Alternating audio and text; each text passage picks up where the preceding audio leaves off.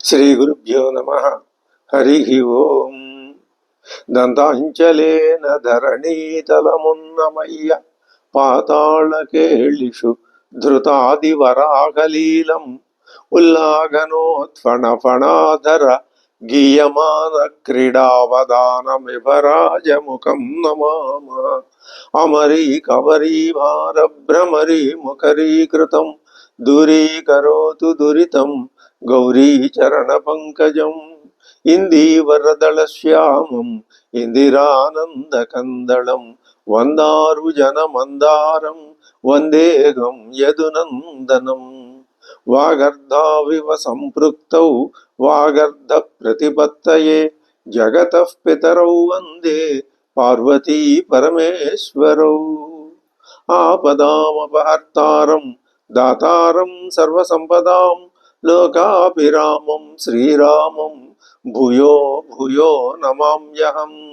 బుద్ధిర్బలం యశోధైర్యం నిర్భయత్వమరోగత అజాడ్యం వాక్పటుత్వం చ హనుమస్మరణాత్ భవేత్.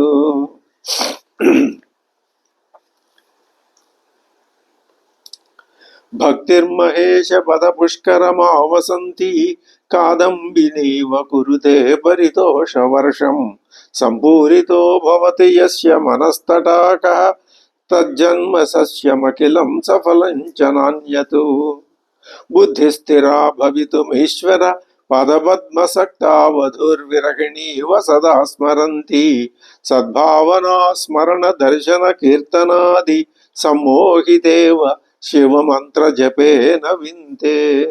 సదుపచార విధిష్వనుబోధితాం సవినయాం సుహృదం సముపాశ్రితాం మమ సముద్ధర బుద్ధిమిమాం ప్రభో వరగుణేన నవోఢవధూమివ.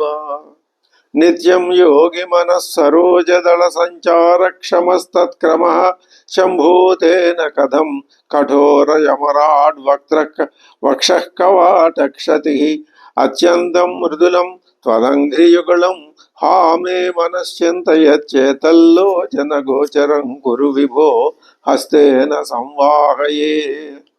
ఏష్యత్యష జనిం మనుష్య కఠినం తస్మిన్నటానీతి మద్రక్షాయై గిరిసీమ్ని కోమల పదన్యాసః పురాభ్యాసితః నో చేత్ దివ్య గృహాంతరేషు సుమనస్తల్పేషు వేద్యాదిషు ప్రాయస్సత్సు శిలాతలేషు నటనం శంభో కిమర్థం తవ. శ్రీ గురుభ్యో నమః. హరి ఓం. శ్రీరామచంద్రుడు అమ్మవారితో ఇప్పటి వరకు చిత్రకూట పర్వతం యొక్క శోభల్ని మనో ఆహ్లాదకరంగా వర్ణించి చెప్పాడు. ఇప్పుడు అక్కడ ఉన్నటువంటి నది, ఆ నది పేరు మందాకిని. ఆ మందాకిని నదిని వర్ణిస్తున్నాడు శ్రీరామచంద్రుడు. ఆ నది వంపు సంపుల్ని ఇలా వివరిస్తున్నాడు. విచిత్ర పులినాం రమ్యాం హంససారససేవితాం కురువై రూప కమలై రూప సంపన్నాం పశ్య మందాకినీం నదీం. మందాకినీం నదీం పశ్య. మందాకిని నదిని చూడు ఎలా ఉంది. విచిత్ర పులినాం, చిత్ర విచిత్రాలైనటువంటి నదీ ప్రవాహం మధ్యలో ఇసుక తిన్నెలు. రమ్యాం, నది యొక్క ఆ వంపు సంపులతో కూడిన నదే రమ్యంగా ఉన్నది. హంస సారస సేవితాం, హంసలు బెగ్గురు పక్షులతో అది ఎప్పుడు హడావిడిగా ఉంటుంది. కమలై, అక్కడ అందులో తామర పువ్వులు ఉన్నాయి. రూప ఉపసంపన్నాం, కమలై రూపసంపన్నాం పశ్య మందాకినీం నదీం నానావిధైస్తేరరుహైః వృతాం పుష్పఫలద్రుమైః. ఆ నది వెళ్తుంటే నదికి ఇరువైపులా ఉన్న గట్ల మీద అనేక వివిధ ఫల పుష్ప వృక్షాలు ఉన్నాయి, చెట్లు. పుష్ప ఫలద్రుమై, పుష్పాలు ఉన్నాయి, ఫలాలు ఉన్నాయి. రాజంతీం రాజరాజస్య నళినేమివ సర్వతః. రాజరాజ అంటే కుబేరుడు. కుబేరుని యొక్క సరస్సు, దానికి సౌగంధికం అని పేరట. ఆ సౌగంధిక అనే వనంలో వృక్షాలు ఎలా ఉంటాయో కుబేరుడు వనంలో ఈ మందాకిని నదికి ఇరువైపులా ఉన్నటువంటి ఫల పుష్ప ఫల వృక్షాలు అలా ఉన్నాయి, చూశావా? మృగయూధ నిపీతాని కలుషాంబాంసి సాంప్రతం తీర్థాని రమణీయాని రతిం సంజనయంతి మే. నాకు ఈ నీటిని చూస్తే ఎంతో ఆనందం, ఆసక్తి, ఇష్టం కలుగుతున్నాయి. ఎందుకని? మృగయూధ నిపీతాని, ఈ లేళ్లు, మృగాలు, దుప్పులు ఇవన్నీ గుంపులు గుంపులుగా వచ్చి దాహం తీర్చుకోవటానికి ఈ నదిని ఆశ్రయించి నీటిని తాగుతున్నాయి. కలుషాంబాంసి, అవి వచ్చి లోపల కొద్దిగా దిగి ఆ నీటిని త్రాగటం వల్ల అంతవరకు ఆ నీరు కలుషమైంది. తీర్థాని రమణీయాని, అయినా సరే అవి తీర్థం అంటే నదిలోకి మానవులు గాని జంతువులు గాని దిగటానికి అనువైన ప్రదేశం. ఆ తీర్థాని రమణీయాని, అటువంటి రమణీయమైనటువంటి ఆ రేవులు రతిం సంజనయంతి మే, నాకు ఆనందాన్ని కలిగిస్తున్నాయి. చూశావా ఈ రేవులు ఎంత బాగున్నాయో? జటాజినధరాగ కాలే వల్కలోత్తర వాసస ఋషయస్త్వవగాహంతే నదీం మందాకినీం ప్రియే. హే ప్రియే, హే సీతే, కాలే అంటే ప్రతి కాలంలోనూ ఏ ఏ కాలంలో ఏ కాలాల్లో ఏ పనులు చేయాలో ఆయా కాలాల్లో. కాలే జటాజినధరా, జడలు ధరించిన అజినాలు ధరించినటువంటి మహర్షులు, ఋషులు వాళ్ళు వల్కల ఉత్తర వాసస, వాళ్ళు నారవస్త్రాలు ధరించారు, జడలు ధరించారు, మరి అలాగే ఆ లేడి చర్మాలు కూడా ధరించారు. ఋషయస్త్వవగాహంతే, వాళ్ళు వచ్చి ఈ రేవుల్లో స్నానాలు చేస్తున్నారు. ఆదిత్యముపతిష్టంతే నియమాదూర్ధ్వభాగవః,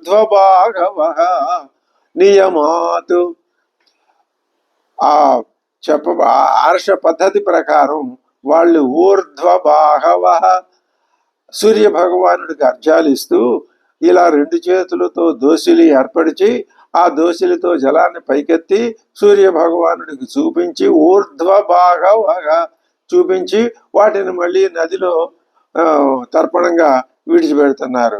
ఏతే పరే మునయ, ఈ పరే మునయ శ్రేష్ఠులైన యమునులు విశాలాక్షి సంసితవ్రతా, ఈ పర్వతం మీద ఉన్న వృక్షాలు ఏం చేస్తున్నాయి? గాలికి అటు ఇటు ఊగుతున్నాయి. ఊగుతుంటే ఆ చెట్లలో ఉన్నటువంటి ఆకులు, పువ్వులు నదికి ఇరువైపులా రాలుతున్నాయి. ఆ రాలుతుంటే ఇప్పుడు ఏం చేస్తున్నది? చెట్లు కదులుతున్నాయి, పువ్వులు రాలుతున్నాయి. ఈ చెట్లు కదలటం ఎలా ఉంది అంటే పర్వతమే నాట్యం చేస్తున్నట్టుంది అంటున్నాడు. ఇది అద్భుతమైన భావన. గాలికి రాలిపడిన పువ్వులు నది రెండు తీరాల్లో చక్కగా వ్యాపించి పడి ఉన్నాయి. మరికొన్ని నదిలో తేలియాడుతున్నాయి. ఓ సీత, ఆ చక్రవాక జంటలను చూడు, అవి ఎంత అనురాగంతో ఉన్నాయో. ఈ చిత్రకూటం, ఈ మందాకిని నది దృశ్యాలు కూడా నాకు అయోధ్య కన్నా అధికమైన ఆనందాన్ని కలిగిస్తున్నాయి. అయోధ్యావాసాన్ని మర్చిపోతున్నాను అంటున్నాడు స్వామివారు.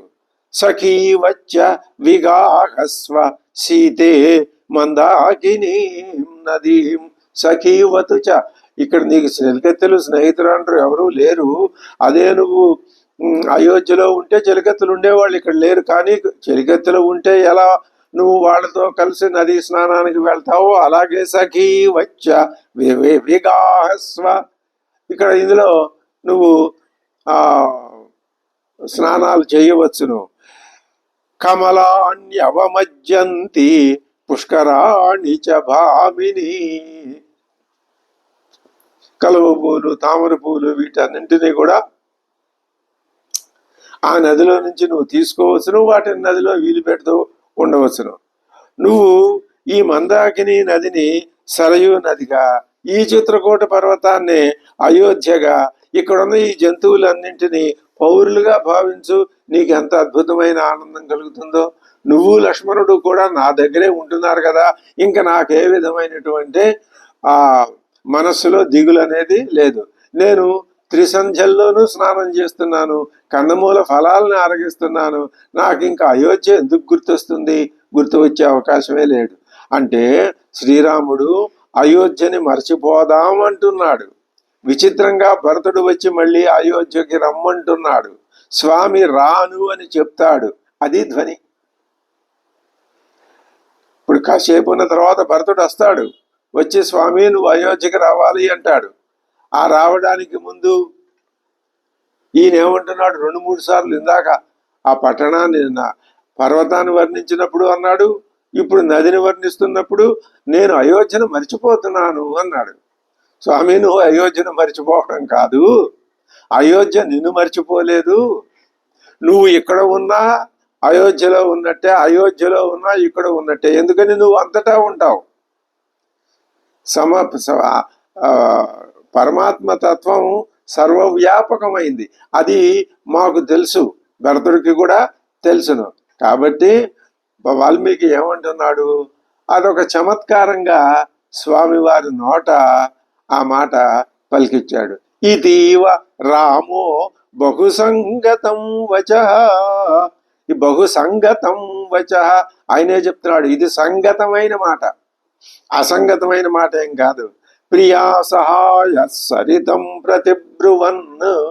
ప్రియా సహాయ, ప్రియురాలతో కలిసి ఉండి ఆ సరితం సంగతం వచ పరిబ్రువన్ను ప్రతిబ్రువన్ను చచార రమ్యం నయనాంజన ప్రభం సచిత్రకూటం రఘువంశవర్ధన. నయనాంజన ప్రభం, ఆ కంటికి ఎంతో ఆనందాన్ని కలిగించేటటువంటి ఆ నదిని అక్కడ ఉండి ఆయన ఆ పరిసరాల్లో ఉండి ఆనందాన్ని పొందుతున్నాడు. ఇప్పుడు ఒక విషయం మనం పరిశీలిస్తే సుమారు 20-25 శ్లోకాల్లో చిత్రకూట పర్వతాన్ని, ఒక 10-15-20 శ్లోకాల్లో మందాకిని నదిని వర్ణించాడు వాల్మీకి. నిజానికి ఇప్పటిదాకా మనం ఎంతో బాధతో, ఎవరిని గురించిన బాధ? భరతుడిని గురించిన బాధ. భరతుడి వెంట వచ్చి, భరతుడి భరద్వాజాశ్రమానికి వచ్చి, ఆ తర్వాత అక్కడి నుంచి మళ్ళీ బయలుదేరి, ఇదంతా మనం ఆయన ప్రక్కనే ఉండి ఈ కథ అంతా చూస్తున్నాం, వింటున్నాం, మన కళ్ళ ఎదుటే జరుగుతోంది. మన హృదయాలు కూడా దుఃఖతప్తమై ఉన్నాయి. అంటే దీని అర్థం ఏమిటి? ఇప్పుడు పాఠకుడి యొక్క మనస్సులో ఆ దుఃఖ భారం అధికంగా ఉంది. అంత దుఃఖాన్ని పాఠకుడి మీద పెట్టకూడదు, దాన్ని కొంత ఉపశమింప చేయాలి, ఏదో ఒక కారణం, ఏదో ఒక వంక పెట్టి. అందుకని భరతుణ్ణి కొద్ది దూరంలో అక్కడే ఆపేసి శ్రీరామచంద్రుడి నోట పర్వత వర్ణన, నదీ వర్ణన చేయిస్తే మనస్సు మళ్ళీ మనం కొంచెం బరువు తగ్గి ఊరట కలిగి ఆహ్లాద భరితం అవుతుంది. ఇది ఒక రచన నిర్మాణంలో ఉన్నటువంటి రహస్యం. ఇవి మహాకవి వాల్మీకి లోకానికి రుచి చూపిస్తున్నాడు. ఆ పర్వతాన్ని నదిని వర్ణించి చెప్పాడు. ఇందువల్ల మనకు ఆయన మనోగతం స్పష్టంగా అర్థమవుతుంది కదా. ఇది ఆంతరంగిక ప్రయోజనం. కావ్యం అంటే ఏముంటాయి? బాహ్య ప్రయోజనం చూడాలి, వర్ణనలు ఉంటాయి. కేవలం కథ చెప్తే చాలదు. కేవల కథ ఎలాంటిది? అస్థిపంజరం లాంటిది అంటారు అలంకారికులు. దానికి ప్రాణం పోసేవి పాత్రలు, వాటి వ్యవహారం. ఆ శరీరానికి అందచందాలు వర్ణనలే. వర్ణనలు అంటే పుర, సింధు, నగర, ఋతు, ఈయన, ఇవన్నీ 18 వర్ణనలు. అయితే ఈ రెండు దేనికి అవిగా విడు? కథ వర్ణనలు దేని దారి దాన్నే పోతే అది ఉత్తమ కావ్యం అని అనిపించుకోదు. ఒకదానికొకటి పెనవేసుకుని ఉన్నట్లు ఉండాలి, విడదీయే రానివిగా ఉండి కనిపించాలి పాఠకుడికి. అది కవిత్వం అంటే. కవయతి ఇది కవి కదా. అష్టాదశ వర్ణంలో అవసరం లేదట. మీకు కథకి ఏ వర్ణనలు అవసరం? ఇప్పుడు ఆయన చిత్రకూటం మీద ఉన్నాడు కాబట్టి పర్వత వర్ణన కాదంటానికి వీల్లేదు. ఆ ప్రక్కనే మందాకిని నది ఉన్నది కాబట్టి మందాకిని వర్ణన. పర్వతం మీద వృక్షాలు ఉన్నాయి కాబట్టి వృక్షాల వర్ణన. అక్కడ మృగాలు ఉన్నాయి కాబట్టి మృగాల వర్ణన. నువ్వు ఈ మృగాల్ని అయోధ్య నగర పౌరులుగా భావించు. పరమాత్మ దృష్టిలో అంతా ఒకటే. మనుష్యులని మృగాలు ప్రాణికోటి అంతా ఒకటే. సృష్టి అంతా ఒకటే. అయోధ్య అని అడవి అని ఏమీ భేదభావం లేదు అని అలా చెప్పటం. అదిగో ఆ విధంగా సంబంధం ఉంది కాబట్టి వృక్షాల్ని నదిని పువ్వుల్ని చక్కగా అద్భుతంగా వర్ణించాడు. కథకి వర్ణనలు ఎంత అవసరమో అంతవరకే ఉండాలి తప్ప కొంచెం ఎక్కువైతే ఔచిత్యం దెబ్బతింటుంది. మరీ లేకపోతే అక్కడ ఆలంకారిక దృష్టి పోతుంది. ఇప్పుడు బాలకాండలో ఏం చేశాడు వాల్మీకి? అయోధ్యను వర్ణించాడు. కానీ తర్వాత ఇంకా మనం చూడలేదు. సుందరకాండలో యుద్ధకాండల్లో లంకానగరాన్ని వర్ణించాడు. లంకానగరాన్ని వర్ణించినంత విపులంగా అయోధ్యను వర్ణించలేదని పెద్దలు చెప్తారు. ఎందుకని కారణం? అంత గొప్పగా లంకని వర్ణించినా అది చివరికి హనుమంతుడి చేతుల్లో దగ్ధమైంది అని చెప్పడానికి. అంత విపులంగా దాన్ని వర్ణించి దాని యొక్క అస్థిరత్వాన్ని కూడా వర్ణించి అయోధ్య ఇది లంక కాబట్టి ఇది ఆభాస అని చెప్పటమే కావ్యం యొక్క పరమోద్దేశం అని పెద్దలు చెప్తారు. అలాగే సుందరకాండలో సముద్ర వర్ణన చేశాడు, పర్వత వర్ణన కూడా చేశాడు, ఋతువర్ణన కూడా చేశాడు. బాహ్య వర్ణనలే కాదు, పాత్రల ప్రకృతిని కూడా వర్ణించాడు. వర్ణన అన్నప్పుడు ఏదైనా వర్ణనేగా. భరతుడిలో కలిగిన దుఃఖాన్ని వర్ణించటం ఇలాంటిదే. మరి అది జీవుడికి వేదనని వర్ణించటమే. ఇక్కడ పర్వతాన్ని నదిని చేసిన వర్ణన ఎటువంటిది అంటే, ఇది ఎవరు వర్ణిస్తున్నారు? ఇక్కడ మనం ఒక తాత్వికమైన భావన చేయవచ్చు. తన పర్ణశాల ముందు కూర్చుని ప్రక్కన అమ్మవారు ఉన్నది, ఎదురుకుండా పర్వతం కనిపిస్తున్నది, ఆ దిగువన నది కనిపిస్తున్నది, వృక్షాలు కనిపిస్తున్నాయి. అది స్వామివారు వర్ణిస్తున్నాడు. ఇది ఎలా ఉంది అంటే, ఒక సముద్రం తనలో నుంచే ఉద్భవించినటువంటి కెరటాల్ని చూసి కెరటాలను వర్ణించినట్లుంది. శ్రీరాముడు పరమాత్మ తత్వం, పరమాత్మే. సృష్టి పరమాత్మలో నుంచి ఉద్భవించింది అని అద్వైతులు అంటారు. ఉద్భవించినట్టు కనిపిస్తోంది. ఈ మాట చాలా ఇంపార్టెంట్. ద్వైతులు ఏమంటారు? ఉద్భవించింది సృష్టి నిజమే, పరమాత్మ నిజమే అంటారు ద్వైతులు. అది ఒక పద్ధతి. ద్వైతులు కాని వారేమంటారు? సృష్టి ఆభాస, పరమాత్మే నిజము అంటారు అద్వైతులు. వాల్మీకి తత్వం ఇప్పుడు దేనికి దగ్గరగా ఉందో మనం పరిశీలించి చూసినట్లయితే, ఆయన చక్కగా కూర్చుని ఎదురుగుండా కనిపించి సముద్రం తన విభూతిని తాను వర్ణించినట్లుగా మనం ఈ ఘట్టాన్ని భావించవచ్చును. ఎందుకని? ఆయన పరమాత్మే కాబట్టి. ఇప్పుడు శ్రీరాముని యొక్క పరమాత్మ తత్వం మనకు అర్థమవుతోంది. నేను మనుష్యుణ్ణే అని చెప్పినా, ఆత్మానం మానుషమ్మన్యే అని చెప్పినా, అది చెప్పటం ఎందుకోసం అంటే రావణాసురుడి కోసం. రావణాసురుడు నేను మానవుల చేతుల్లో నాకు మరణం లేదు కాబట్టి ఆయన అడగలేదు మానవుల చేతుల్లో మరణం నాకు లేకుండా చేయమని బ్రహ్మని. అది ఆయన గర్వ సంభూతమైన మాట. కాబట్టి తాను మానవుడిగానే ఉండాలి, మానవుణ్ణే అని అనాలి. ఎక్కడా తన యొక్క దైవత్వాన్ని ప్రకటించే ఆలోచన కానీ మాట కానీ మరొకటి కానీ స్వామి అది త్రికరణ శుద్ధిగా చెప్పిన మాట, ఆత్మానం మానుషం మన్యే అనే మాట. కానీ మనం భావించుకునే వాళ్ళకి అవకాశం కనిపిస్తుంది, దానికి ఎవరేం చేయగలరు? అంత భావనాశక్తి రావణాసురుడికి లేదు, ఉంటే ఆయనే వచ్చి కాళ్ళ మీద పడతాడు కదా. ఇప్పుడు ఏమవుతుంది దీనివల్ల? రామాయణం పేరు సార్థకం అవుతుంది. ఎందుకని? గమ్యము రాముడే, గమకము రాముడే. గంత, గమనం, గమ్యం, ఈ మూడు ఎప్పుడైనా త్రిపుటి ఉంటుంది కదా. గమ్యం రాముడు, గమనం మధ్యలో రాముడి వైపు చేసే గమనం ఉన్నది, గమ్యం ఉన్నది, గంత వెళ్ళేవాడున్నాడు. ఈ మూడు ఎందులో లయమవుతాయో రాముడిలో లయమైతే అది త్రిపుటి పరమాత్మలో లయం కావటం. రామాయణంలో ప్రతి అంశానికి రాముడే మూలం. అది రామాభిముఖంగానే నడుస్తుంది రామాయణం సర్వము కూడా. దానికి మనకి ఆ అంశాలు ఏమిటవి?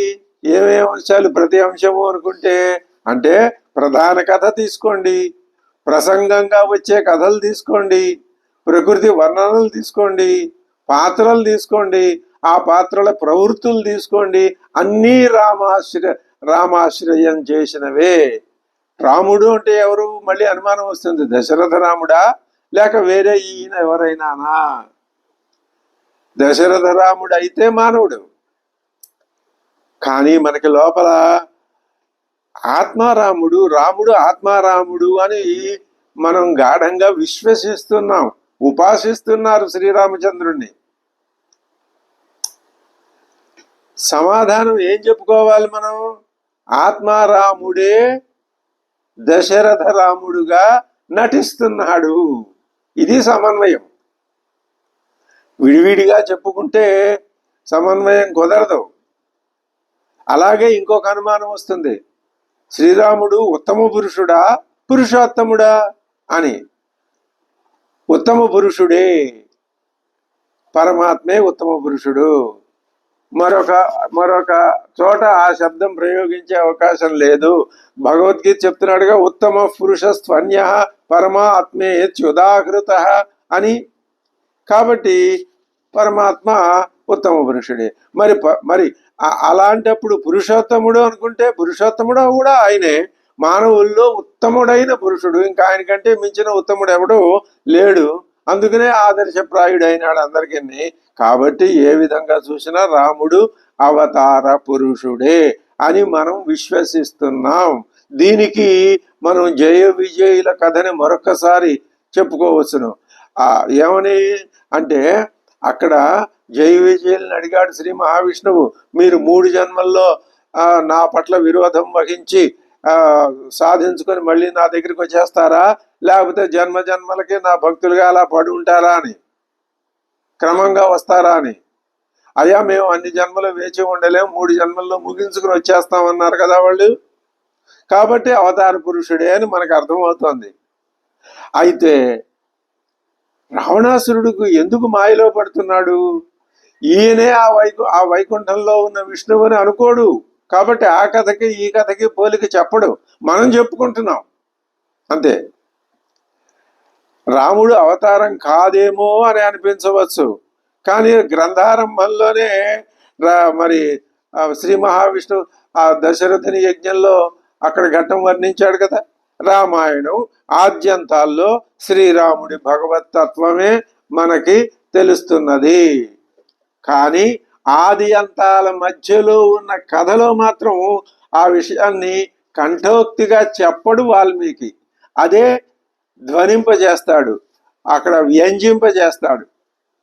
ఇది ఈ ప్రకృతి వర్ణనలు అంటే ఒక గంభీరమైన, ఒక గుండెల్ని బరువెక్కించే, గుండెల్ని పిండేసేటటువంటి సంఘటనల నుంచి కొంత విశ్రాంతిని ఇచ్చి మళ్ళీ ఆ ఘట్టం వైపుకి తీసుకువెళ్తున్నాడు వాల్మీకి. సీతారాములు ఇద్దరు ఆ పర్వత ప్రదేశం మీద అక్కడ సముచితంగా ప్రదేశంలో కూర్చుని ఉన్నారు. ఆ భరతుడి సేన, ఆ సేన యొక్క కోలాహలం, శబ్దాలు, కేకలు, అరుపులు, ధ్వని, వాటి ఆ సైన్యం యొక్క పాదాల తాకిడి, ఇదంతా ఆ తాకిడి వల్ల పైకి ఎగసిన దుమ్ము ఇదంతా ప్రకటంగా కనిపిస్తున్నాయి ఆ అమ్మవారు అయ్యవారు కూర్చున్న చోటు నుంచి. ఆ సైన్యం హడావిడికి వనంలో ఉన్న మదపటేనుగులు కూడా కకావికలై అటు ఇటు పరిగెట్టి పారిపోతున్నాయి. ఆ కలకలం అంతా విన్నాడు, కనిపించినంత వరకు చూస్తున్నాడు. లక్ష్మణ, ఈ ధ్వనులేమిటి? ఇదేదో కొత్తగా ఉంది. వాళ్ళ ఎవరైనా రాజు ఇక్కడ వేటాడడానికి వచ్చాడంటావా, లేదా పులులు సింహాలు లాంటి క్రూర మృగాలు ఏమైనా ఇక్కడికి కొత్తగా ఎక్కడి నుంచి అయినా వచ్చి పడ్డాయంటావా అని ఆయన మనస్సులో కలిగిన ఆ సందేహాన్ని వ్యక్తపరిచేసరికి ఏమిటో తెలుసుకో అన్నాడు. అప్పుడు లక్ష్మణుడు వెంటనే అక్కడ పెద్ద మద్ది చెట్టు ఉంది, ఆ మద్ది చెట్టు పైగంట ఎక్కి చూశాడు. చూస్తే ఉత్తర దిక్కుగా ఒక మహాసైన్యం కనిపించింది ఆయనకి. అన్నా, ఇది ఒక పెద్ద సైన్యం, నువ్వు వెంటనే ఓ పని చేయాలి, ఇంకా ఆలస్యానికి అవకాశం లేదు.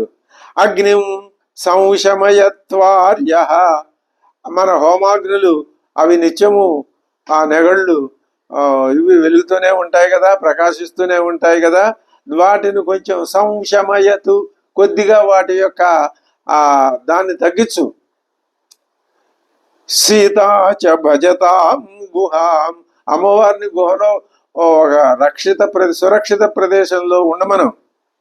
సజ్యం కురుష్వ చాపంచ శరాశ్చ కవచం తథా, ఇక నువ్వు లేచి నీ ధనుస్సు సిద్ధం చేయి, బాణాలు సిద్ధం చేసుకో, కవచం కూడా సిద్ధం చేసుకో.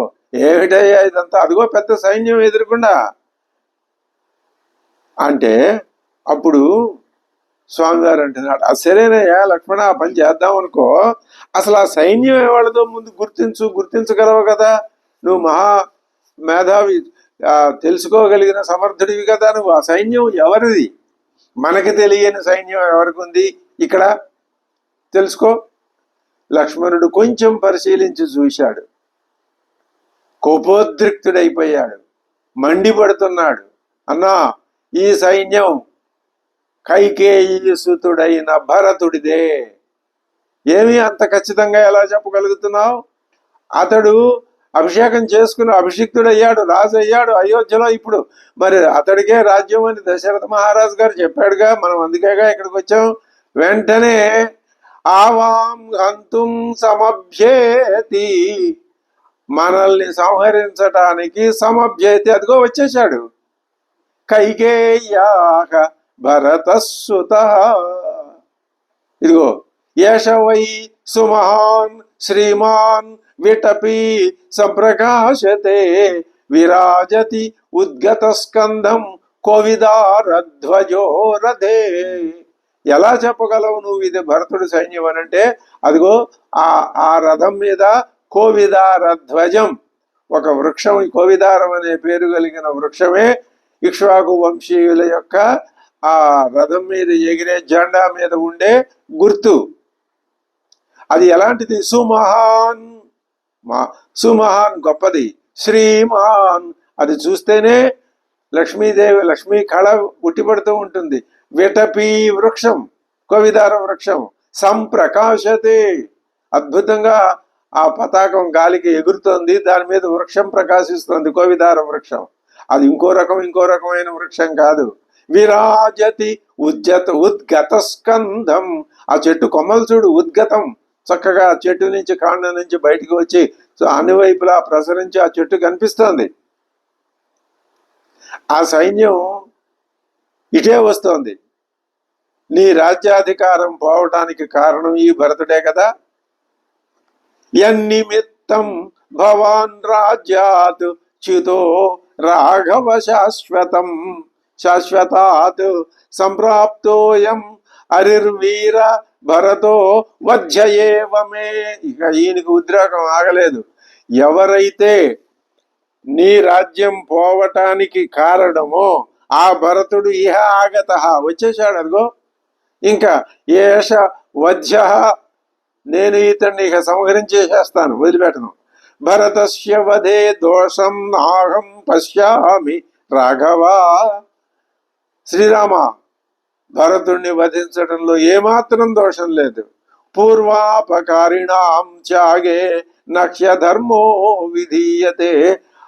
ఆయన మనకు అపకారం చేశాడు కదా, అతన్ని మనం సంహరించడంలో అధర్మం ఏమీ కనపడదు. భరతుడినే కాదు, కైకేయించ వధిష్యామి. కైకమ్మ గారిని కూడా వధించేస్తానంటున్నాడు ఆయన. ఈ భూమండలాన్ని పాప విముక్తం చేసేస్తాను, వీళ్ళ వల్లే పాపం వచ్చింది భూలోకంలోకి అన్నాడు లక్ష్మణుడు.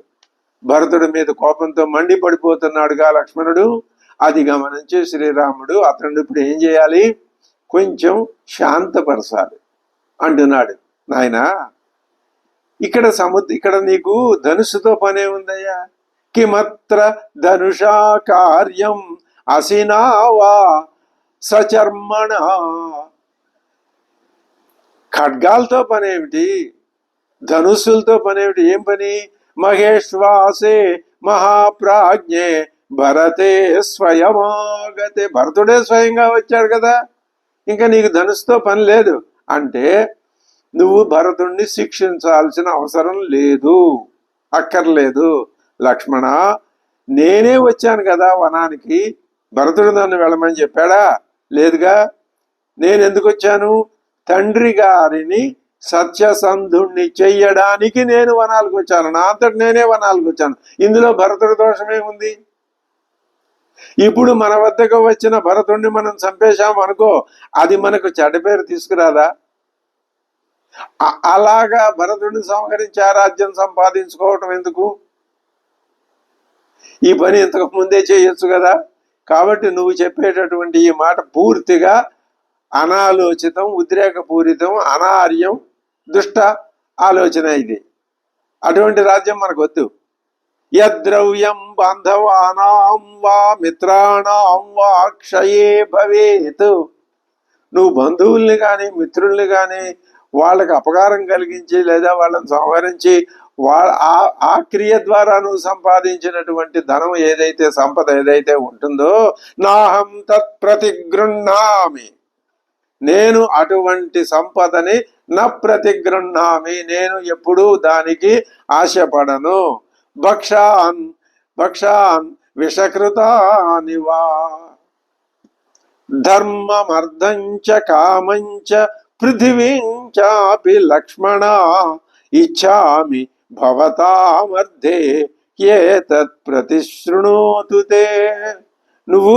నేను ఒక మాట ఘంటాపథంగా చెప్తాను విను.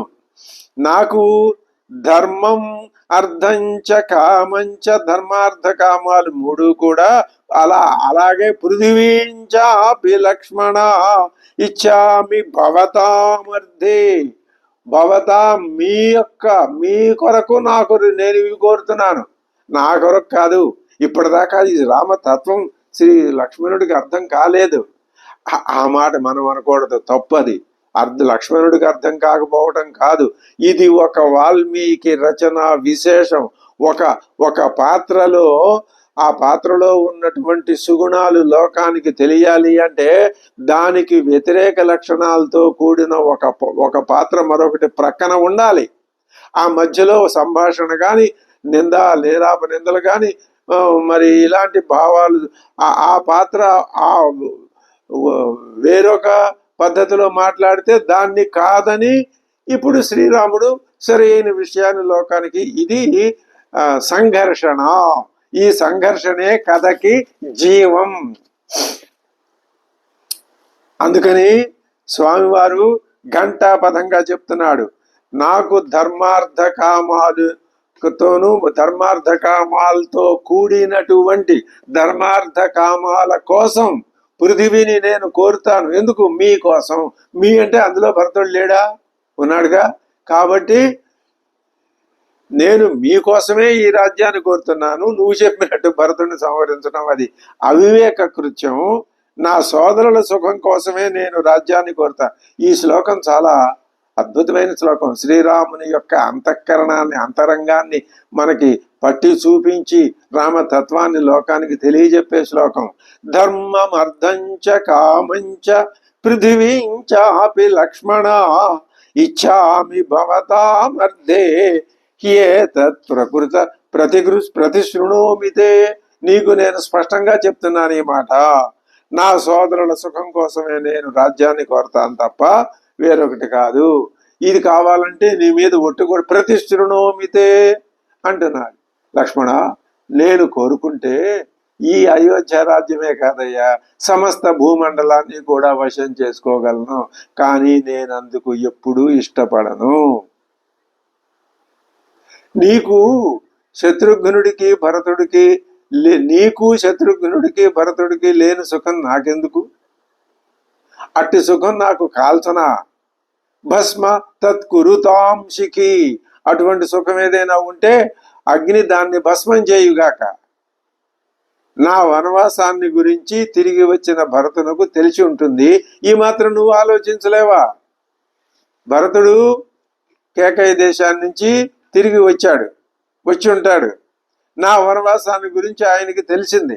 శ్రుత్వా ప్రవ్రాజితం మాం హి జటావల్కలధారిణం. నేను వనవాసానికి వచ్చేశానని, జటావల్కలాలు ధరించి వనవాస దీక్ష స్వీకరించాను అని జానక్య, నేనే కాదు జానకి, నువ్వు కూడా, త్వయాచ పురుషర్షభ, మీ ఇద్దరిని తీసుకుని నేను ఇలా వనాలకు వచ్చానని ఆయన విన్నాడు. స్నేహేన ఆక్రాంత హృదయ శోకాకులితేంద్రియ. అది భరతుని యొక్క మనస్తత్వం. ఎప్పుడైతే నేను మనం ముగ్గురం అడవులకు వచ్చేశామని ఆయనకి తెలిసిందో వెంటనే ఆయన హృదయం శోక ఆకులితమైంది. స్నేహేన, మన మీద ఉన్నటువంటి ఆ భావంతో, భ్రాతృభావంతో, ఆ ఆక్రాంత హృదయ ద్రష్టుమభ్యాగతో, ఆ బాధ భరించలేక మనం చూడడానికి వచ్చాడయ్యా. ఈ మాత్రం నువ్వు ఆలోచించలేవా? అయితే సైన్యం ఎందుకు? ఆ మాట ఆయన ప్రసక్తి తీసుకురాలేదు. చూద్దాం సైన్యం ఎందుకో. భరతో నాన్యథా ఆగతః అంబాంచ కైకేయీం ఋష్య పరుషం చ అప్రియం వదన్ ప్రసాద్య పితరం శ్రీమాన్ రాజ్యం మే దాతుమాగతః. అది అసలు కారణం. అంబాంచ కైకేయీం ఋష్య, తన తల్లి అయినటువంటి కైకమ్మ వారిని మీద బాగా కోపించి పరుషవాక్యాలు ఆవిడతో మాట్లాడి, ఎందుకు ఇలా చేశావమ్మా ఏమిటి అని ఆవిడ్ని తొలనాడి, తండ్రి గారిని ఒప్పించి శ్రీమాన్ రాజ్యం దాతుం మే, నాకు రాజ్యాన్ని ఇవ్వటానికి ఇహ ఆగత. ఇదిగో ఇక్కడికి ఇప్పుడు వస్తున్నాడు. అర్థం కావట్లా నీకు? ఇప్పుడు భరతుడు ఇక్కడికి రావటమే సమంజసం. రాకపోతే ఆయనకి ఏదో రాజ్యాకాంక్ష ఉన్నట్టు లెక్క. రాజ్యాకాంక్ష పెట్టుకుని వస్తున్నాడు అనుకోకూడదు. నా మీద భక్తి గౌరవాలతో వస్తున్నాడు. నేను అడవులకు వెళ్ళిపోయాననే దుఃఖంతో నన్ను చూడ్డానికి వస్తున్నాడు. కానీ భరతుడు మాత్రం నా అప్రియం కించిదాచరేతు. భరతుడు మాత్రం ఎప్పుడూ అప్రియాన్ని నా పట్ల ఆచరించడు. లక్ష్మణ, నువ్వు భరతుడిని ఎందుకు శంకిస్తున్నావయ్యా? అతడు నీకేమైనా అపకారం చేశాడా? ఎప్పుడైనా చేశాడా? ఇదిగో భరతుడు ఇక్కడికి వచ్చినప్పుడు నువ్వు నహితే నిష్ఠురం వాచ్యో భరతో నా అప్రియం వచ. భరతుడితో నువ్వేం అలా మాట్లాడుకో. ముందు వార్నింగ్. అహం హి అప్రియయుక్త శ్యాం భరతస్య అప్రియే కృతే. నువ్వు భరతుడిని ఏమన్నా అంటే నా మీద బొట్టు నన్ను అన్నట్టే. ఎంత సోదర భక్తి, ఎంతటి సోదర వాత్సల్యం! అంటే ఈ స్వామివారిలో ఈ భావాలు బయటపడడానికి లక్ష్మణుడి నుంచి అటువంటి వ్యతిరేక భావాలు చెప్పించాలి. లక్ష్మణ, ఎంత ఆపద వచ్చినా తండ్రి కొడుకులు కానీ సోదరులు కానీ ఒకరినొకరు చంపుకుంటారయ్యా లోకంలో ఎక్కడన్నా. రాజ్యం కోసం నువ్వు ఇలా కఠినంగా మాట్లాడావు అనుకో, ఆ రాజ్యం నీకే ఇమ్మని నేను భరతుడితో చెప్తాలే. నా మాట భరతుడు వింటాడు, నీకు ఆ రాజ్యం ఇస్తాడు. నీకేమైనా ఎక్కడైనా మనసులో ఏ కోశానైనా రాజ్యకాంక్ష ఉందేమో ఆలోచించుకో అన్నాడు. అప్పుడు ఆ మాటలన్నీ విని, ఆ ఆలోచన ధోరణి విని, తన ఆలోచన ధోరణిని మళ్ళీ ఒకసారి గుర్తు చేసుకుని, అయ్యో నేను ఎంత తప్పుగా ఆలోచించాను, ఎంత తొందరపడి ఆలోచించాను అని పశ్చాత్తాపడి సిగ్గుతో తల ఉంచుకున్నాడు లక్ష్మణుడు. అది లక్ష్మణుని యొక్క పాత్ర యొక్క వైశిష్ట్యము. అలా కాదన్నా, నిన్ను చంపడానికి తండ్రి గారే వస్తున్నారని అనుకుంటున్నా. నిన్ను చూడడానికి తండ్రి గారే వస్తున్నారని అనుకుంటాను అన్నాడు. ఈయన ఇంకొక మెట్టు ముందుకెళ్ళాడు. భరతుడు నన్ను పలకరించడానికి వస్తున్నాడంటే కాదులే, మనం ఇక్కడ ఏం అవస్థలు పడుతున్నామో చూడడానికి తండ్రి గారే వచ్చారేమో అనుకుంటున్నాను. కోవిదార ధ్వజం వచ్చిందిగా, ఆ ధ్వజంలో ఏ రథంలో ఉంటుందో ఆ రథంలో మహారాజు గారే ఉంటాడు. భరతుడు ఆ రథం తీసుకొచ్చాడు, అందులో ఎక్కొచ్చాడా? లేదు. మరి అదెందుకు తీసుకొచ్చాడు? వెళ్ళేటప్పుడు శ్రీరామచంద్రుడిని అందులో కూర్చోబెట్టి, ఆయన కదా రాజ్యాధిపతి, అందుకని ఆయన కూర్చోబెట్టి తీసుకెళ్ళడానికి ఆయన వచ్చాడు, అది తీసుకొచ్చాడు. అలాగే కావచ్చును, మనం వనవాసం చెయ్యలేమని అనుకొని మనల్ని తీసుకుని వెళ్ళటానికి తండ్రి గారు వస్తున్నారేమో, ఆయన సీతమ్మని తీసుకుని వెళ్ళమని చెప్తాలే. అక్కడేమో నాతో నువ్వు వనవాసానికి వెళ్ళమని చెప్పి మళ్ళీ ఇప్పుడు తీసుకెళ్ళడానికి ఆయనే వస్తే 15 సార్లు అడిగాడు, ఉండిపోన రామ ఉండు వెళ్ళొద్దు నన్ను నిగ్రహించు అని ఇలా చెప్పాడు కదా. మళ్ళీ ఇంత దూరం వచ్చి అడిగినా నేను ఒప్పుకుంటానా? సీతమ్మని తీసుకెళ్ళమను, నువ్వు కూడా అవసరమైతే వెళ్ళు, నేను మాత్రం ఇక్కడే ఉంటాను. అప్పుడే ఆయన ఆ మాట, అదిగో చూడు తండ్రి గారి శత్రుంజయం కూడా వస్తున్నట్లుంది, అది మహారాజు యొక్క పట్టపుటేనుగు, దాని మీద కూర్చునే అర్హత ఒక్క మహారాజుకే ఉన్నది, కానీ తండ్రి గారి శ్వేత ఛత్రం కనపడటం లేదే. వెంటనే అనుమానం వచ్చింది.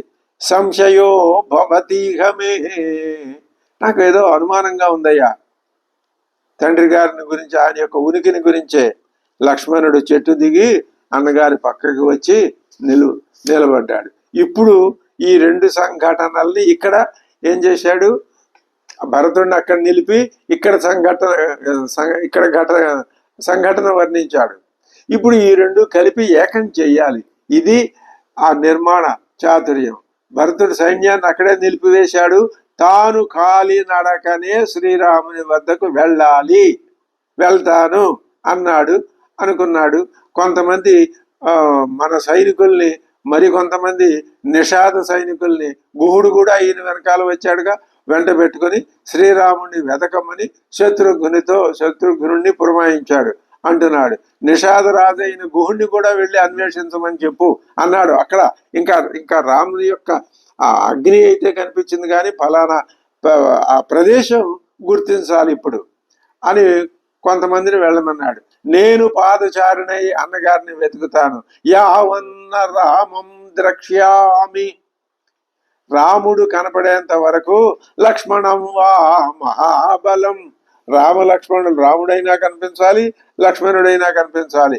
వైదేహీం వా మహాభాగాం, అమ్మవారైనా కనిపించాలి. నమే శాంతిర్భవిష్యతి, అప్పటిదాకా నాకు శాంతి అనేది లేదు. ఎప్పటి వరకు? ఎవరో ఒకరిని నేను దర్శించాలి, చూడాలి. యావన్న చంద్ర సంకాశం ద్రక్ష్యామి శుభమాననం, భ్రాతు పద్మపలాశాక్షం నమే శాంతిర్భవిష్యతి. పద్మపలాశం, తామర రేకుల వంటి, తామర పువ్వు వంటి, తామర రేకులు వంటి కన్నులు కలిగినటువంటి నా సోదరుని యొక్క ముఖం శుభం ఆనందం, శోభలతో నిండి ఉన్నటువంటి చక్కటి కమనీయమైనటువంటి కాంతులతో నిండి ప్రసరిస్తూ ఉన్నటువంటి అన్నగారి ముఖ సౌందర్యాన్ని ముఖం చూడకపోతే, చంద్ర సంకాశం, చంద్రుడిలాగా చల్లగా చూసే వాళ్ళందరికీ చల్లదనాన్ని పంచిపెట్టేటటువంటి అన్నగారిని చూడకపోతే నమే శాంతిర్భవిష్యతి. ఈ మొగుటంతో 4-5 శ్లోకాలు చెప్పాడు. అంటే ఏమిటనమాట? అది భరతుడిలో ఉన్నటువంటి ఆ బాధని వ్యక్తీకరించడం. ఒక్కొక్క రూపంలో అదే బాధని ఒక్కొక్కసారి ఒక్కొక్క విధానంగా వర్ణించవచ్చు. అదే కావ్యం యొక్క వైవిధ్యం, వర్ణన వైవిధ్యం. ఎప్పుడూ ఒకే విధంగా చెప్తే, ఒకే విధమైన సమాసాలు ప్రయోగించిన దానివల్ల కవి యొక్క సామర్థ్యం లోకానికి వెల్లడి కాదు. యావన్న చంద్రశంకాశం ద్రక్ష్యామి శుభమాననం, భ్రాతు పద్మపలాశాక్షం నమే శాంతిర్భవిష్యతి. యావన్న రామం ద్రక్ష్యామి లక్ష్మణం వా మహాబలం వైదేహీం వా మహాభాగాం నమే శాంతిర్భవిష్యతి యావన్న చరణౌ భ్రాతుః పార్థివ వ్యంజనాన్వితౌ. రాజలక్షణాలు కలిగిన పాదాలు శ్రీరామచంద్రుడివి. అటువంటి శ్రీరాముని పాదాలు నా కంట పడితేనే నాకు శాంతి. అంతవరకు నమే శాంతిర్భవిష్యతి. అవి కనపడటమే కాదు, యావన్న శిరసాధారయిష్యామి. నా తలపై నా తల తీసుకువెళ్ళి ఆ పాదాల మీద ఆనించినప్పుడే నా మనస్సుకి శాంతి. యావన్న చరణౌ భ్రాతుః పార్థివౌ వ్యంజనావృతౌ అన్వితౌ శిరసాధారయిష్యామి నమే శాంతిర్భవిష్యతి. యావన్న రాజ్యార్హః పితృపైతామహే స్థితః అభిషేక జలక్లిన్నః నమే శాంతిర్భవిష్యతి. అభిషేక జలాలు ఆ స్వామివారి యొక్క తల మీద చిలకరించబడినప్పుడు, అభిషేక జలాలతో స్వామివారి యొక్క మస్తకం తడపబడినప్పుడు రాజ్యార్హః, ఎటువంటి రాజ్యం అది? పితృపైతామహే స్థితః. పితృపితామహుల దగ్గర నుంచి పరంపరగా వచ్చినటువంటి ఆ రాజ్యాభిషేకం జరిగి, ఆ రాజ్యాభిషేకం యొక్క తీర్థం ఆయన తల మీద ఉన్నప్పుడే, అది చూసినప్పుడే అప్పుడే శాంతి తప్ప లేకపోతే అంతవరకు నమే శాంతిర్భవిష్యతి. శ్రీరాముడు నివసించడం వల్ల ఆయన భావం ఎన్ని విధాలు ప్రసరిస్తుందో. ఈ శ్రీరాముడు నివసించడం వలన ఈ చిత్రకూటం అందసందాలు ఇనుమడించి కనపడుతున్నాయట. అబ్బా, దీనికి ఈ చిత్రకూటం యొక్క ఉనికి చరితార్థమైంది. అప్పటిదాకా చిత్రకూటం అంటే ఎవరికి తెలుసును? శ్రీరాముడు అక్కడ ఉండటం వల్ల ఆ చిత్రకూటం ధన్యమైంది, లోక ప్రసిద్ధమైంది, అందరికీ ఆరాధనీయమైంది, కవులందరికీ వర్ణనీయమైంది. అంత గొప్పతనాన్ని సంతరించుకున్నది చిత్రకూటం. దీని ప్రాశస్త్యం పెరిగింది అని అంటూ కొంత దూరం వెళ్ళి ఆ భరతుడు ఏం చేశాడు? ఓ మద్ది చెట్టు ఎక్కేశాడు. ఎక్కి చుట్టూ చూశాడు. చూస్తే శ్రీరామాశ్రమ హోమాగ్ని ధూమాలు కనిపించినాయి. ఆశ్రమంలో నుంచి వచ్చే హోమాగ్ని యొక్క పొగలు కనిపించినాయి. వాటిని చూసి ఎంతో ఆనందించాడు భరతుడు. గుహుడు శత్రుఘ్నులతో కలిసి ఇక ఆ దిశగా నడవటం ప్రారంభించాడు. భరతుడిలో భ్రాతృ దర్శన కాంక్ష అధికాధికం అవుతూ ఉన్నది. సేనలన్నింటినీ అక్కడే ఆగిపోమని చెప్పాడుగా, వాళ్ళు ఆగిపోయే ఉన్నారు. ఇంకా వీళ్ళు సుమంత్రుడు, గుహుడు, భరతుడు, శత్రుఘ్నుడు ఆశ్రమాన్ని సమీపిస్తున్నారు. ఆశ్రమ చిహ్నాల్ని శత్రుఘ్నుడికి చూపిస్తున్నాడు భరతుడు. శత్రుఘ్నుడు, సుమంత్రుడు కూడా భరతుని వెంటే ఉన్నారు. ఆశ్రమ చిహ్నాలు. ఏ చిన్న విషయాన్ని కూడా వాల్మీకి ఆయన కంటపడకుండా ఏ చిన్న విషయం దాక్కోలేదు. అది అక్కడ రామాయణం యొక్క ప్రాశస్త్యం. అక్కడ ఆశ్రమ వాతావరణాన్ని దర్శించాలి.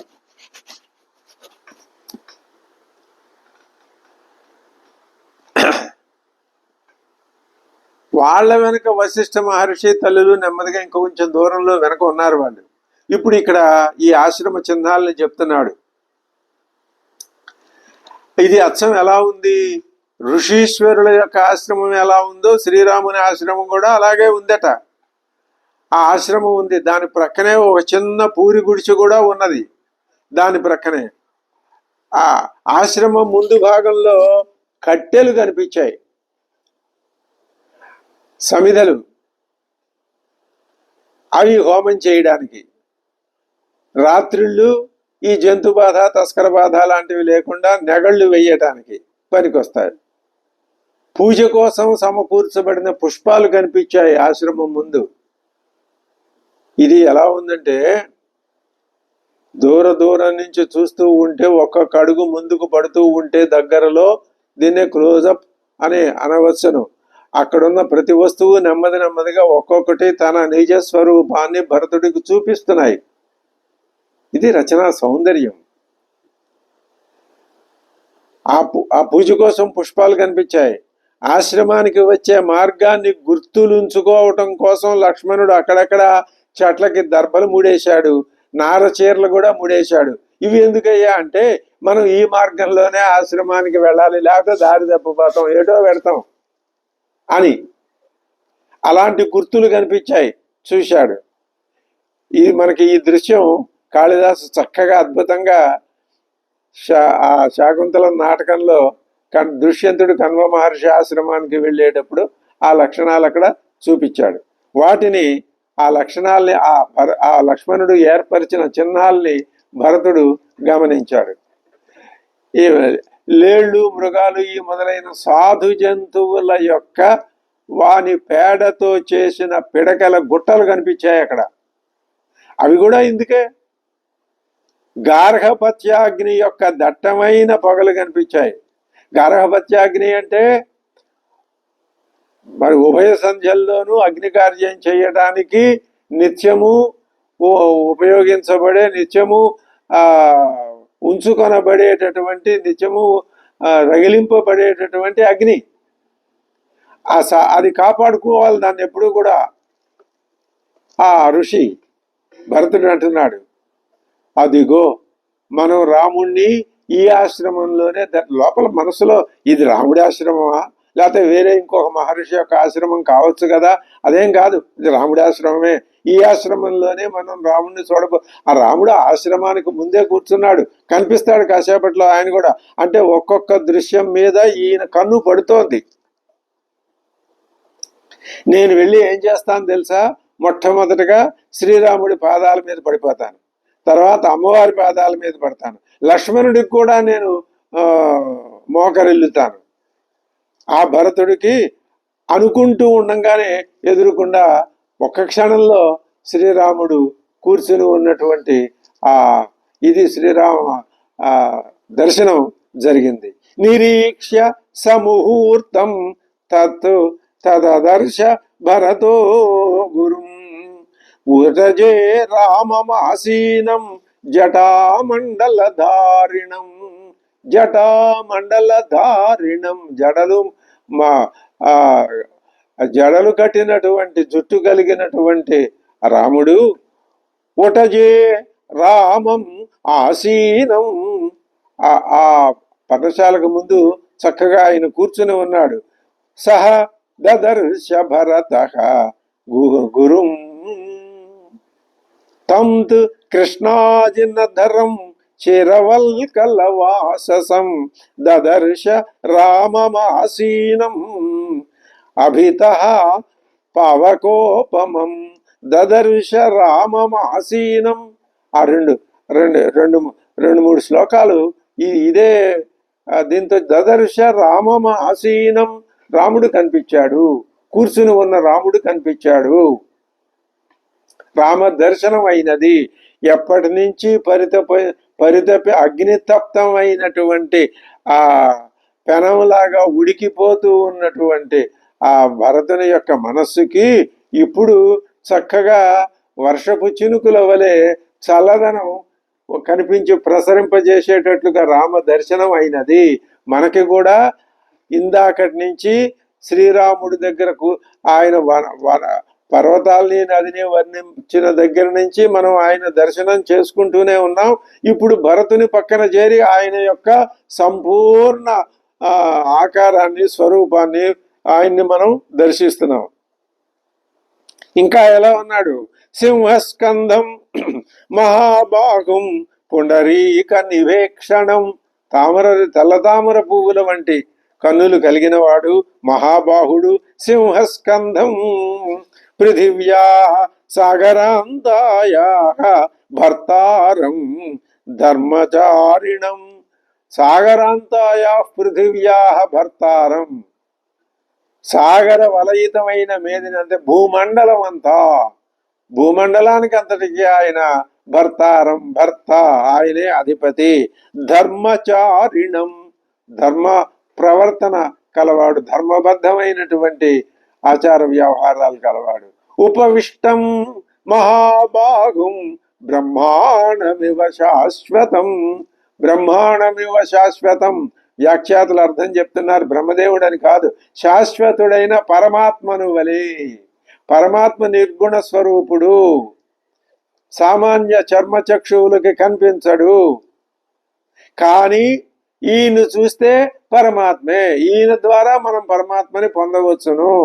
స్థండిలే దర్భ సంస్తీర్ణే సీతయా లక్ష్మణేన చ నిరీక్ష్య సముహూర్తం తం దదర్శ భరతో గురుం ఉటజే రామమాసీనం జటామండలధారిణం తం తు కృష్ణాజినధరం క్షీరవల్కలవాససం దదర్శ రామమాసీనం అభితః పావకోపమం సింహస్కంధం మహాబాహుం పుండరీక నివేక్షణం పృథివ్యాః సాగరాంతాయాః భర్తారం ధర్మచారిణం ఉపవిష్టం మహాబాహుం బ్రహ్మాణమివ శాశ్వతం స్థండిలే దర్భ సంస్తీర్ణే. ఎక్కడ కూర్చున్నాడు? దర్భలు పరసబడినటువంటి ఆ స్థండిలం మీద కూర్చుని సీతయా లక్ష్మణేన చ, ఇద్దరు పక్క పక్కన ఉన్నారు. శ్రీరాముడు కంటపడగానే భరతుడు ఆయన వద్దకి పరిగెత్తుకుంటూ వెళ్ళి వెళ్ళి వెళ్ళి దృష్ట్వైవ విలలాప ఆర్తః, ఆర్తితో బాధతో దుఃఖంతో విలలాప ఏడ్చేశాడు భరతుడు. దృష్ట్వైవ చూచిన వెంటనే, కనిపించిన వెంటనే పరిగెత్తుకుంటూ వెళ్ళటం, విలపించటం, ఇవన్నీ బోర్ను విలపిస్తున్నాడు. బాష్ప సందిగ్ధయా గిరా అశక్నువందారయితుం ధైర్యాద్వచనమబ్రవీతు. అసలు తనని తాను సంభాళించుకోలేకపోతున్నాడు, నిలవరించుకోలేకపోతున్నాడు.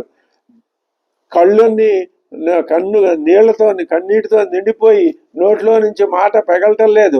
దృష్ట్వైవ విలలాప ఆర్తః బాష్ప సందిగ్ధయా గిరా అశక్నువన్ ధారయితుం ధైర్యాద్వచనం అబ్రవీతు. ఈ మహానుభావుడు నిండు చెప్తున్నాడు. ఇక ఆయన మాట నోటమ్మట మాటలు వచ్చేస్తున్నాయి, ఏమిటో అప్రయత్నంగా. ఏమిటి? ఈ మహానుభావుడే నిండు సభలో అందరి చేత సేవా సత్కారాలు పొందవలసిన అర్హత కలవాడు. ఈయన ఒక్కడే భూమండలం మొత్తం మీద. అట్టి మా అన్న ఇక్కడ వన్యమృగాల సేవలను పొందుతున్నాడు.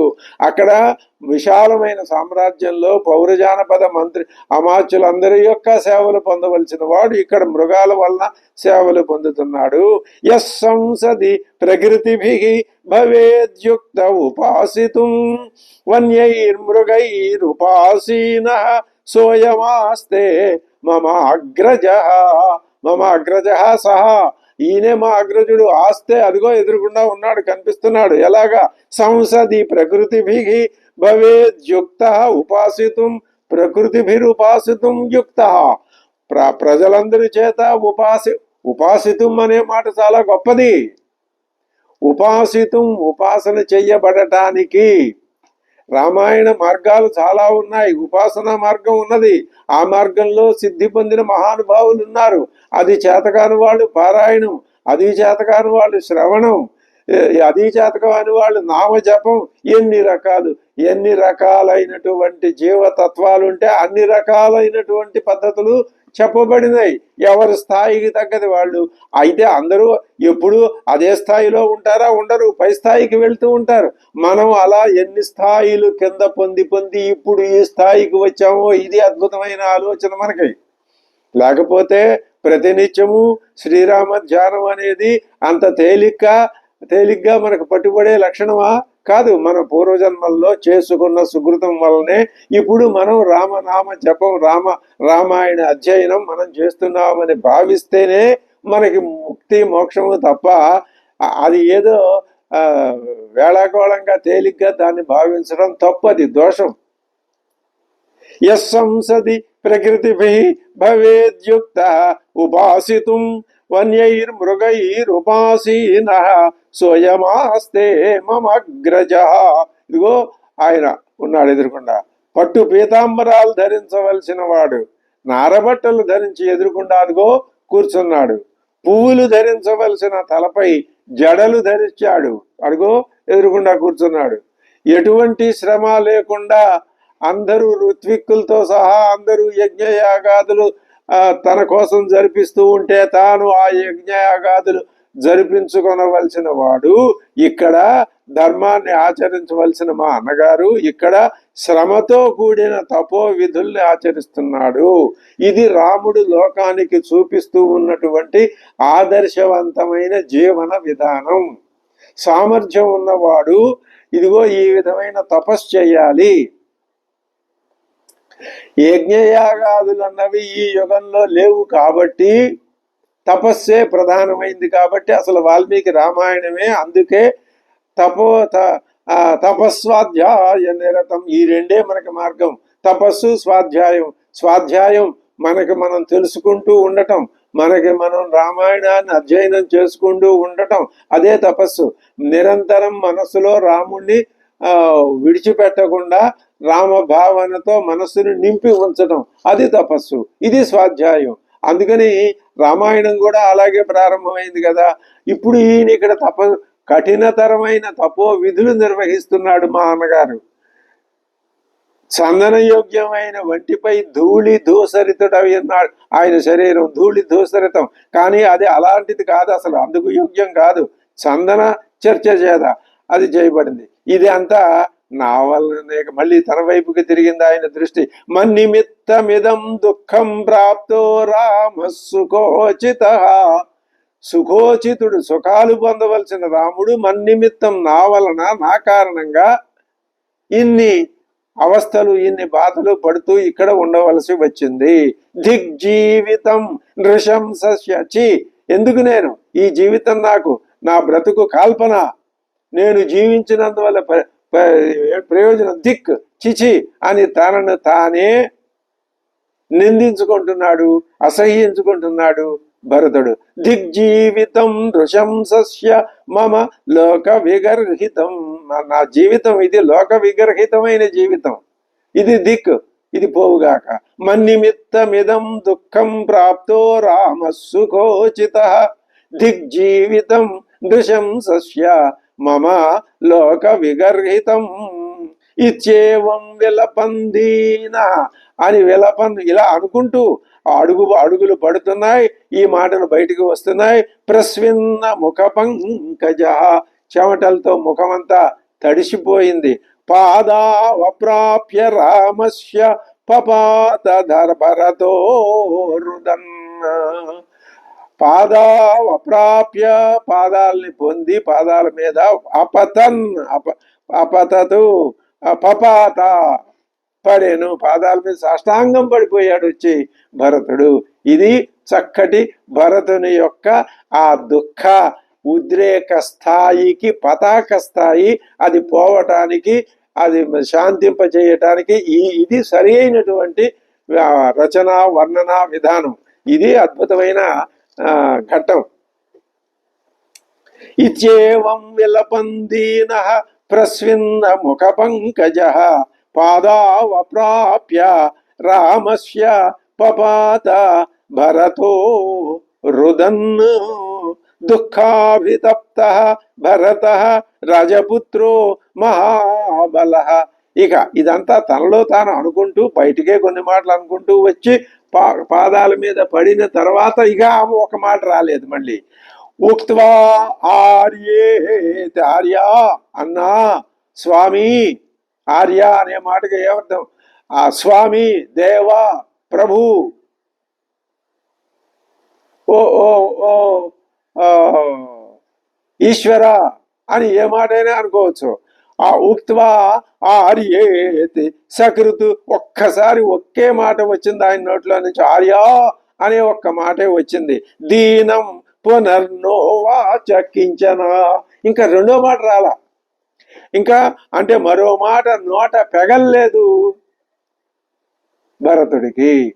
ఆ కంఠమంతా బాష్పాలతో కన్నుడు కంఠము రుద్ధమైపోయి గొంతులో నుంచి మాట రాలేదు. ఒక్క మాట వచ్చింది, అన్నా అనే మాట, దేవా అనే మాట, ప్రభు అనే మాట, శ్రీరామచంద్ర అనే మాట. దుఃఖాభితప్త భరత రాజపుత్రో మహాబల ఉక్త్వా ఆర్యేతి సకృతు దీనం పునర్నో వాచ కించన. ఈయనతో పాటే శత్రుఘ్నుడు కూడా అన్నా అంటూ ఏడుస్తూ ఆయన కూడా శ్రీరాముని యొక్క పాదాల మీద పడ్డాడు. అన్నదమ్ములు ఇద్దరూ కలిసి ఆయన ఆ పాదాల మీద పడ్డారు. ఇప్పుడు రాముడు అక్కడ కూర్చుని ఉన్నాడు, లక్ష్మణుడు ఆయన ప్రక్కన ఉన్నాడు, వీళ్ళిద్దరూ ఆయన పాదాల మీద ఉన్నారు. నలుగురు చేరారు. రాముడు కూర్చుని ఉన్నాడు, లక్ష్మణుడు ప్రక్కన నిలబడి ఉన్నాడు, వీళ్ళిద్దరూ పాదాల మీద పడి ఉన్నారు. ఇది దృశ్యం అద్భుతం. అంటే రామతత్వం ఒకటైంది. నలుగురు అన్నదమ్ములు ఇక్కడికి వచ్చారు. బాలకాండలో ఆయన యుధాజిత్తు వచ్చి భరతుడిని తీసుకెళ్లిన దగ్గర నుంచి ఈ అయోధ్యాకాండలో దాదాపుగా చిట్ట చివరికి వచ్చేసరికి మళ్ళీ నలుగురు అన్నదమ్ములు ఒకే చోట వాళ్ళు కలిశారు అని చెప్పాడు వాల్మీకి. ఆ మాటే చెప్పాడు. వాళ్లతో సుమంత్రుడు, గుహుడు వీళ్ళు ధన్యజీవులు.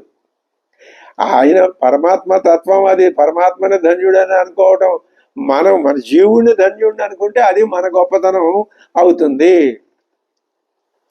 శ్రీరాముడు భరతుడిని చూశాడు.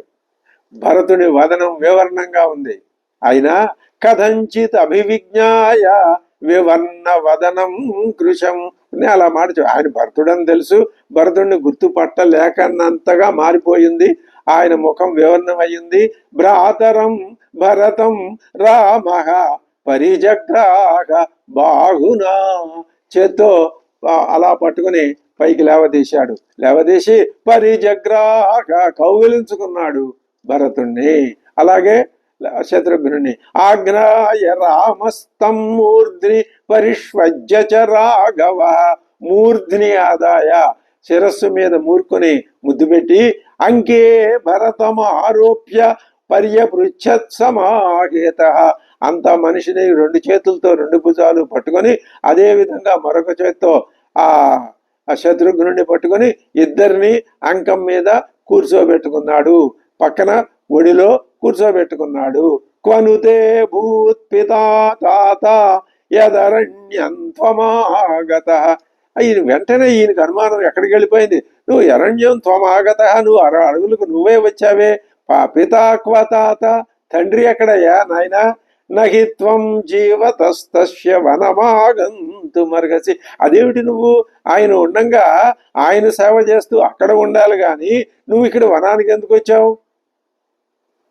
నాయనా నిన్ను చూచి చాలా కాలం అయిందయ్యా, నువ్వు ఎందుకు అడవికి వచ్చావు? నాయనా తండ్రి గారు జీవించే ఉన్నారు కదా, ముందు ఆ మాట చెప్పు నాకు.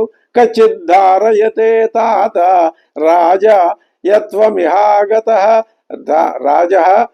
రాజా ధారయతే, రాజుగారు సుఖంగా ఉన్నాడా?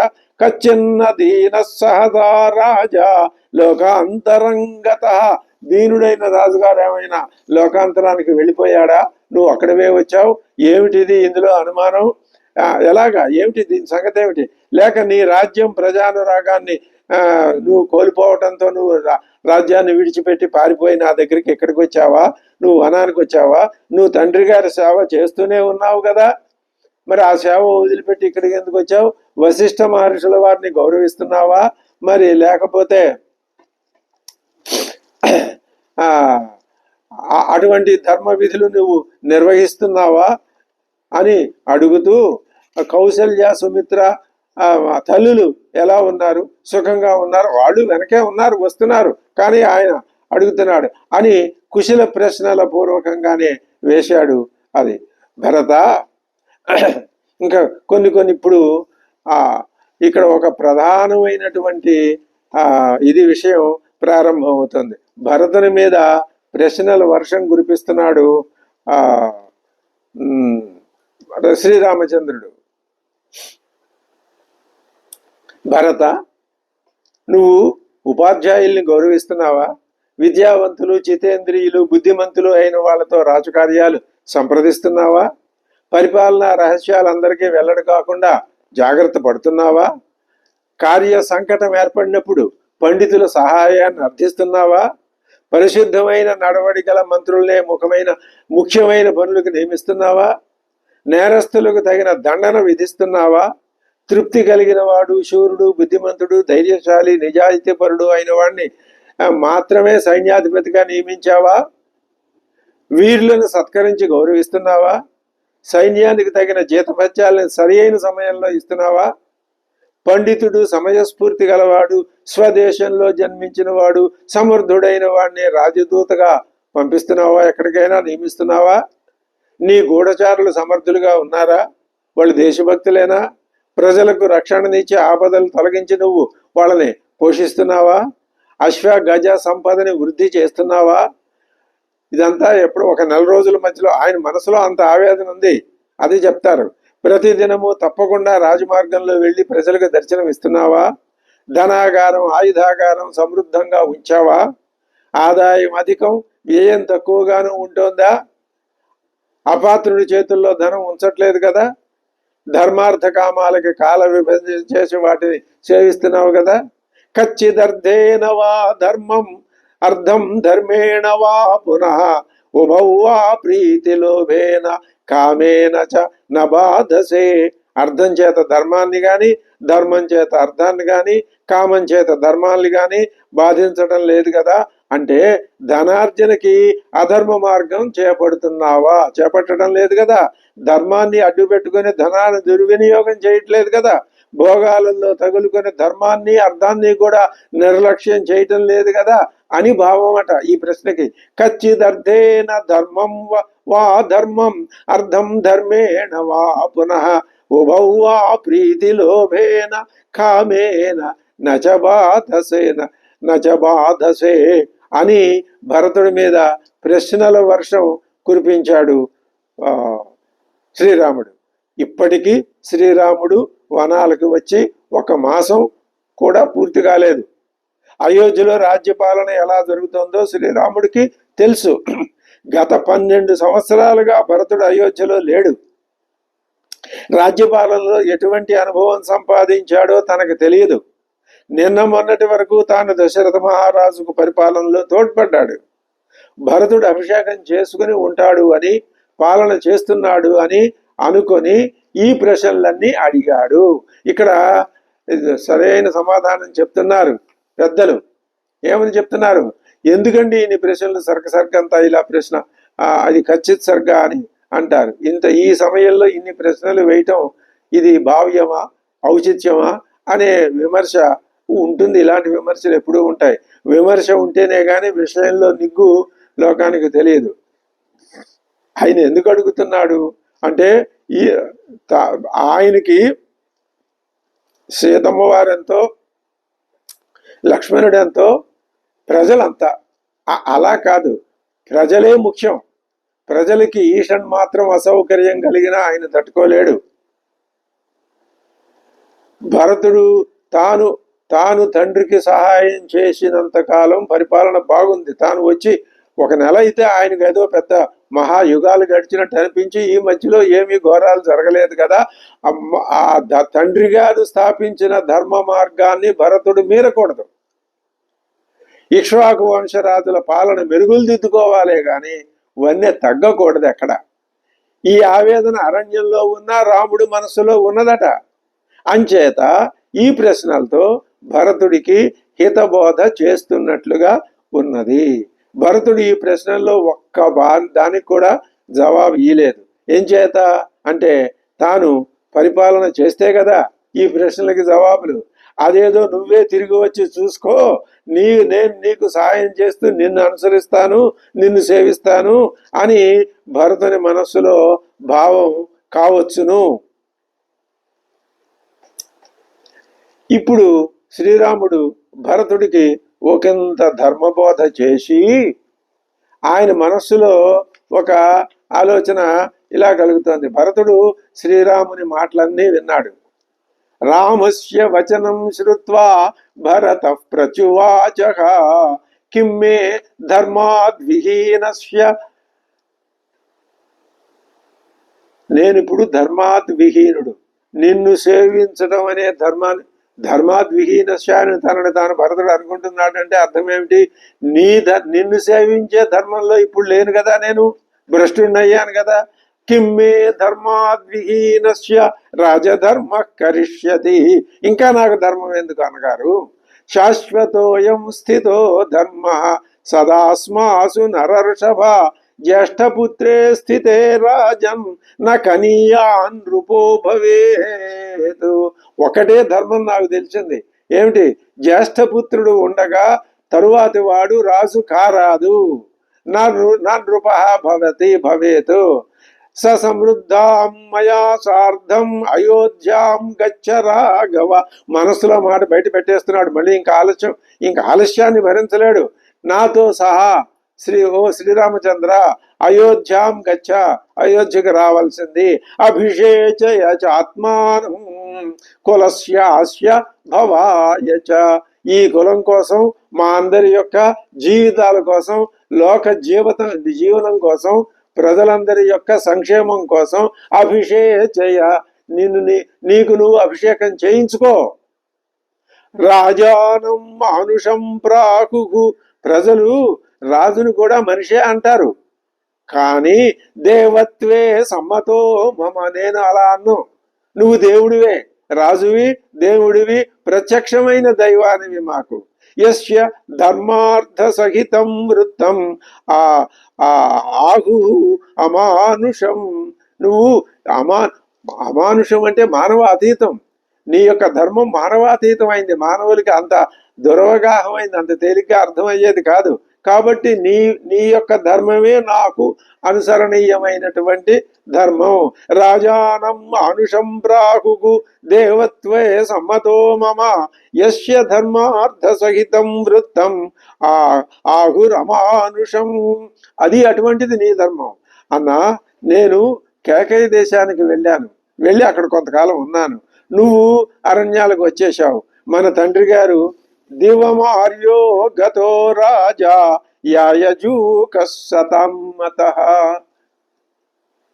యజ్ఞయాగాది కార్యక్రమాలు దిగ్విజయంగా పూర్తి చేసుకున్న మన తండ్రి గారు మహారాజు గారు దశరథ మహారాజు దివం ఆర్యోగత, నేను లేను నువ్వు లేవు, ఇద్దరం లేని సమయంలో మహారాజు గారు దివంగత, ఆయన స్వర్గస్థుడైనాడు. అన్నా, మీరు ముగ్గురు అయోధ్యను విడిచి వెళ్ళగానే దుఃఖ శోకాభిభూతస్తు రాజా త్రిదివ మధ్యగాతు. సీతమ్మ వారితో లక్ష్మణుడితో నువ్వు అరణ్యాలకు రాగానే నేను అక్కడ లేను. ఈ ఎవరూ లేని పుత్రులు ఎవరూ లేని దగ్గర లేని ఆ సమయంలో రాజా త్రిదివం అభ్యగాతు, రాజుగారు స్వర్గానికి వెళ్ళిపోయినారు. ఉత్తిష్ట పురుషవ్యాఘ్ర క్రియతాం ఉదకం పితుహు. లేచి తండ్రి గారికి తిలోదకాలు ఇవ్వవలసినటువంటి ఆ కార్యక్రమాన్ని నిర్వహించు. అహంచాయంచ శత్రుఘ్న పూర్వమేవ కృతోదకౌ. నేను మన శత్రుఘ్నుడు కూడా ఇంతకు పూర్వమే ఆ కార్యక్రమం నిర్వహించాం. ఇప్పుడు నువ్వు చేయవలసి ఉన్నది. ప్రియే, ఎందుకని నువ్వు చేయాలి? మేం చేసిందే ఉందయ్యా. మేం చేసినా ఒకటే, చేయకపోయినా ఒకటే. చెయ్యవలసిన వాడవి నువ్వు. మరణించిన వాళ్ళకి ఎవడిష్టుడు ఉంటాడో ఆ ఇష్టుడే గనక తిలోదకాలిస్తే ఆ మరణించిన వాళ్ళకి సంతృప్తి కలుగుతుంది. ఇది భరతుడు చెప్పిన ధర్మం. ప్రియేణ కిల దత్తం హి పితృలోకేషు రాఘవ అక్షయ్యం భవతి ఇత్యాహు. పితృలోకాల్లో ఆ మరణించిన వ్యక్తికి లోకం అక్షయం అవుతుంది. ఇది ఆహుహు భవాంశైవ పితుఃప్రియ. మరి నువ్వే కదా తండ్రి గారికి పరమ ప్రేమాస్పదుడైనటువంటి వాడివి. ఎందుకని నీవే ప్రియుడు? దానికి కారణం కూడా చెప్తాను విను. త్వామేవ శోచన్ తవ దర్శనేప్సు. త్వామేవ శోచన్, నిన్నే తలుచుకుంటూ దుఃఖిస్తూ, నిన్ను గురించే దుఃఖిస్తూ, తవ దర్శనేప్సు, నిన్ను చూడాలి అనే ఆ కోరికతో, త్వయేవ సక్తాః, నీ అందే లగ్నమైనటువంటి మనస్సుతో, అనివర్త్య బుద్ధిం త్వయేవ సక్తాం అనివర్త్య బుద్ధిం, నీ మీద లగ్నమైన బుద్ధిని మరలించుకోలేక, త్వయా విహీన తవ శోక రుగ్ణ, నీవు దగ్గర లేవు, ఆ నీ శోకం చేత రుగ్ణ బాగా బాధింపబడి, త్వాం సంస్మరన్ అస్తమిత పితాతే. తండ్రి గారు అస్తమిత, నిన్నే తలుచుకుంటూ నీ మీద నుంచి దృష్టిని మరలించుకోలేక, ఇది సాక్షాత్తుగా భగవంతుని యొక్క భగవంతుని మీద బద్ధమైన జీవుని దృష్టి ఇలా ఉండాలి. మరణ సమయంలో ఎవరైనా సరే, రామ ఉపాసకులు గాని, రామ భక్తులు గాని, ఎవరైనా గాని, ఆస్తిక మహాజనం, అందులోనూ ఆ పునరావృత్తి లేనటువంటి స్థితి కలగాలి అంటే ఇటువంటి స్థితితో మనం మరణించడం, తండ్రి గారిని ఎంత ఉన్నత స్థానంలో పెట్టి చెప్పాడు, మనకి కర్తవ్యాన్ని ఉపదేశిస్తున్నాడు వాల్మీకి. మనం కూడా ఇటువంటి స్థితిని ప్రయత్నపూర్వకంగా సాధించుకోవాలి. త్వామేవ శోచం తవ దర్శనేప్సుః త్వయేవ సక్తామనివర్త్య బుద్ధిం త్వయా విహీనస్తవ శోకరుగ్ణః త్వాం సంస్మరన్ అస్తమిత పితాతే. ఈ విధంగా దశరథుని యొక్క నిర్యాణాన్ని గురించి ఎంతో దుఃఖభూయిష్టమైన విధానంలో చెప్పాడు భరతుడు శ్రీరాముడితో. తర్వాత శ్రీరాముని యొక్క ప్రతిస్పందన ఎలా ఉందో మనం తర్వాత ఎపిసోడ్లో చూద్దాం. అంతవరకు స్వస్తి. శ్రీ గురుభ్యో నమః. హరి ఓం.